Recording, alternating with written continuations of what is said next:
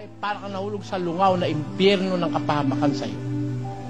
Talaga akala sasabihin, lalagay na po ako sa tahimik. Anong tahimik? Umaga't hapon bubunga nga ang kanong kasama mo. Anong tahimik ang lalagyan mo? Gulo, hinaharap mo niyan. Yes, totoo po yan, Brother Eli. Kasi yung iba nga dyan ay mag-aasawa na po ako dahil gusto kong manahimik na lang sa buhay binata or buhay dalaga. Yun pala ang kanilang kinasasadlakan, lalo namang gumulo. So mga kapatid, ako'y magbigay din po ng aking mga karanasan sa bagay na ito dahil siyempre sa kasalukuyan po ng ating panahon. Totoo po ito. Pagka ang isang babae kasi na medyo may mga weirdo na mag-iisip, ay talagang gulo ang nangyayari sa pag-aasawa nila, pagsama-sama. Kaya katunayan po dyan, marami po sa ating panahon na mga broken family. Yan. So Brother Eli, nakaka-relate po ako sa sinasabi mo. Tapos bubunga nga ang kaparin ng biyenan mo, saka mga binayaw mo, mga hinipag mo. Alam nyo ba, ganun-ganun lang ang pag-aasawa? Kaya yung mga dalagat binata dyan, huwag kayong basta-basta mag-aasawa. Hoy, nagkakamali kayo, alam nyo ganun lang. Makikisama ka sa hindi mo ka mag-anak. Yan. Sa bagay na ito mga kapatid, mga kaibigan, marami po akong narinig na kagaya dito sa ating kasalukuyang kinalalagyan ng pananampalataya sa MCGI, mayroon ikang nag-i-exit. May nag-i-exit. Ito mga kaibigan, ito halimbawa ko po doon sa mga nag-i-exit ngayon. Kasi ang sabi nila, pinagbabawalan daw. Pinagbabawalan dito sa loob ng MCGI na mag-aasawa ang babae at lalaki at bawal daw ang jowa. Hindi po yan ganoon.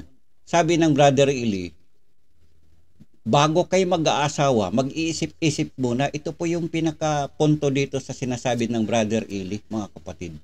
Kaya kayo mga dalaga at binata, sabi niya nga niya, ito ulitin ko lang pag sumandali para po malinaw sa lahat. Mga binayaw mo, mga hinipag mo. Alam nyo ba, ganun-ganun lang ang pag-aasawa? Kaya yung mga dalaga at binata dyan, huwag kayong basta-basta mag-aasawa. Hoy!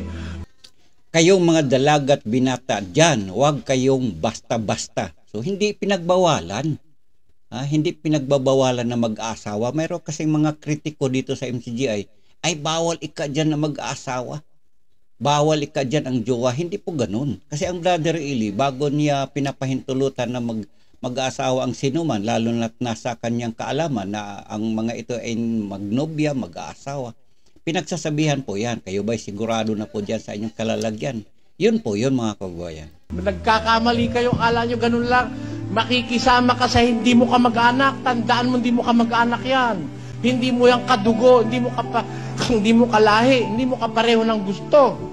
Buti kung yung asawa mo na lang pakikisamahan mo, hindi naman pwedeng, kapatid ko, kasi ano pakialam ko, ikaw lang naman ang pinakasalan ko.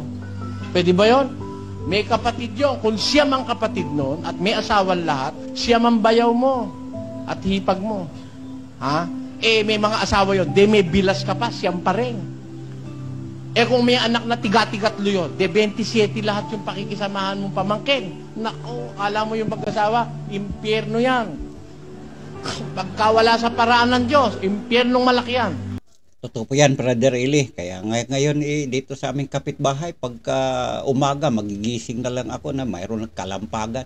Yun pala, nagkarambulan na naman yung mag-aasawa, batuhan. Nagbatuhan ng plato, kaldero, takip ng kaldero, balde. Kasi po, kagaya ngayon sa sinasabi ng Brother Eli, kung walang aral ng ayon sa Biblia na galing sa Panginoong Diyos, ay talagang walang disiplina sa kanilang mga sarili, basta karambula dito kahit nakikita na ng kanilang mga anak. Dito po yon sa isang programa ng radio at television, lalo na sa lugar ni Senador Rapi Tulfo. Marami pong nagsusumbong, Senator, ako ganito, sinuntok ako, inaway ako, minura ako, babae or lalaki nagsusumbong, nagpapatulpo. Yun po yun, isa sa punto dyan. Kaya, impyerno, sabi ni Brother Eli, impyerno po ang inyong kalalalagyan. Maraming nakaabang sa yung mga dyan, pagkakasalahan at mahirap na titiisin mo. Sumpungan mo na may mabait na babae. Sabi sa Biblia, nakakasumpong ka ng mabuting bagay. Nagtatamu ka ng lingap ng Panginoon. Tuloy natin. Ang kanya wikang halagay higit na makapupo kaysa mga rubi. Bakit? Tuloy. Ang puso ng kanyang asawa ay tumitiwala sa kanya. Kita nyo, yung mabait na babae, katiwa-tiwala yun. Iwan mo siya, balikan mo siya pa rin. Yes, totoo po yan, Brother Eli. Kasi nga, kung talagang walang aral na galing po sa Panginoon, yung mga mag-aasawa, siyempre, ang iba nangangarap magkaroon ng asensyo sa buhay, pupunta sa ibang malayong lugar, lalo na yung nag-abroad, mga OFW. Pagka ganyan po, tama yan, Brother Eli, na imbis sa inaasahan na magandang buhay, yung mga nangangarap sa ibayong dagat, pagbalik dito, sabi nga ng Brother Eli, sila ay 3 lang kasi may isang anak sila, magtaka ka na, pagbalik niya sila ay 4 na, 5 na, ay nadagdagan baga ang asawa. Ang kanilang anak dahil yung si Mrs. or si Mr. ay nangingibang bahay. Mag-abroad ka, 3 taong ka ron, siya pa rin. Hindi ka kakanta nung, napakasakit, Kuya Ed. Di ba may ganung kanta, no? Iniwan yata, 2 lang sila, 3 na siya nung bumalik. Ha? Biro mo, nasa Saudi ka, bubuhat ka ron ng hollow block, di 8. Talagang lawit ang dila mo sa hirap.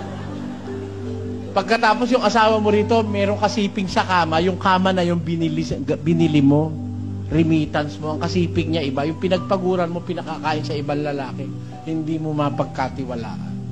Sabi sa Biblia, yung mabait na asawa, babae, ang puso ng kanyang asawa tumitiwala sa kanya. Wala kang alalahanin, tuturutoting ka, o kaya ay makikipaglampungan sa iba, o kaya dadayain ka, wala. Talaga naman may ganung babae, katiwa-tiwala, talagang maraming mga babaeng natuto ng aral, nakita ko mula sa pagkabata ko, nag-oobserba na ako ng sinasabi sa Biblia. Pag ang babae natuto ng aral, hindi ka mag-aalala na umalis ka man ng matagal na panahon, ipagpapalit ka sa iba. Totoo siyang magmahal. Sabi sa Biblia, ang puso ng asawa tumitiwala sa kanya. Tapos, at siya'y hindi kukulangin ng pakinabang. tanyo, hindi kulang sa pakinabang. Lahat ng bagay sa kanya, pakikinabangan mo. Meron babae, kamang-kama lang, sabi ng lola ko. Yung lola kong nasiran, lola ko si Lola Biana. Nako anak, sabi dun sa isang kapatid ko, wag mong pagpatuluyan yung babae na yan, kakapit bahay, kilala ko kaya. Bakit naman ikaw, lola? Hindi naman ikaw makikisama. Sige, ikaw din, kamang-kama lang yan. Nung maliit ako, iniisip ko, ba't kaya ako tawag ni lola dun sa babae na kamang-kama lang? Aba, nung bandang huli nga, hindi na pangasawa ng kuya ko yun . Kamang-kama nga. Abay, alas 9 na ng umaga, tirik ng araw, nasa kama pa rin.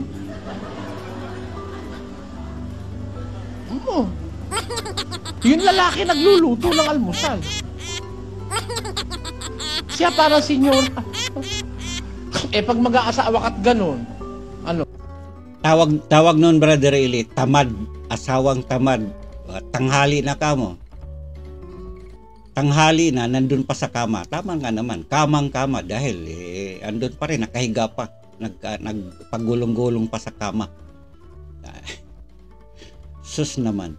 Anyway, totoo po itong mga sinasabi ng Brother Eli. Kaya ako nagbigay ng reaction dito dahil siyempre nakarelate po ako, mga kaibigan. At totoo po yan, mga kababayan, sa totoong buhay na nasasaksihan po natin. Na walang pakinabang. Nasa Biblia, sa kanya'y di kukulangin ng pakinabang. Wala kang mahahanap na pakinabang na wala sa kanya. Bakit? Tuloy natin. Gumagawa siya ng mabuti sa kanya at hindi kasamaan. Tamo, ginagawa niya ng mabuti yung asawa niya at hindi kasamaan. Kailan? Pag may sweldo? Pag may sweldo? Meron babae, mabuti pakitungo sa'yo pag buo sweldo mo . Di ba? Pupunasan ka pang pawis, dear. Buo sweldo, marami. Talaga itong dear ko ito, inahaplos-haplos.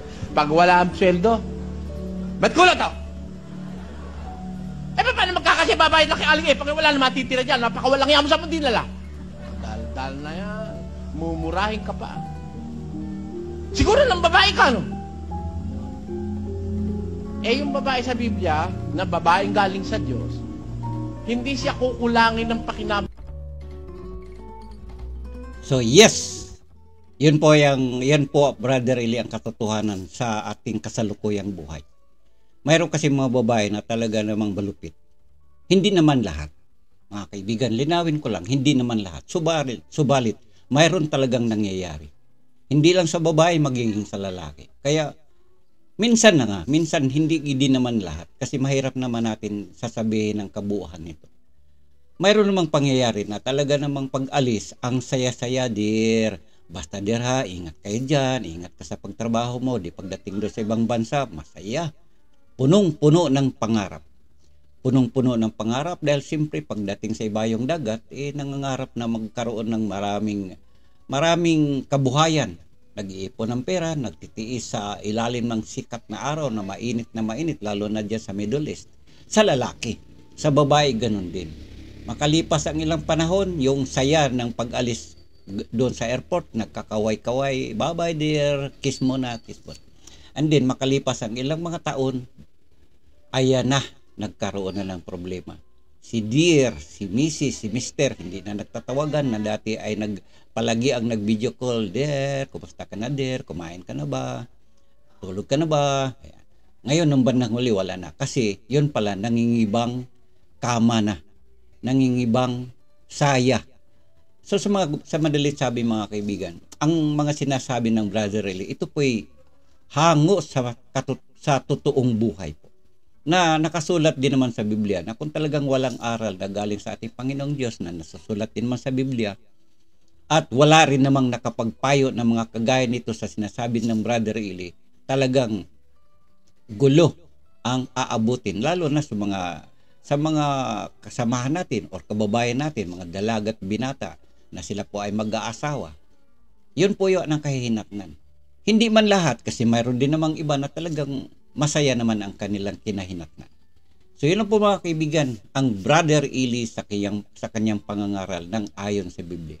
Ang video na ito, way back dekada 80, kung makikita nga naman ninyo ang Brother Eli sa kanyang anyo po mga kaibigan. Bata pa po ang Brother Eli, so ito po yun ang mga pangangaral ng Brother Eli noong mga dekada 80, 90 at hanggang sa kalukuyan.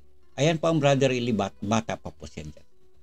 So yun po mga kaibigan, maalaala natin ang Brother Eli sa pamagitan nito dahil sa kanya pag siya ay nagsasalita ayon sa Biblia.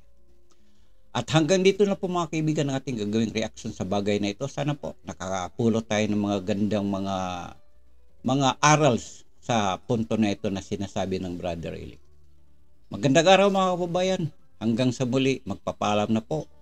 Felix More TV sa ganitong paraan na tayo po'y magbigay ng reaksyon sa ngalan ng pananampalataya. Magandang araw, babay na po at salamat.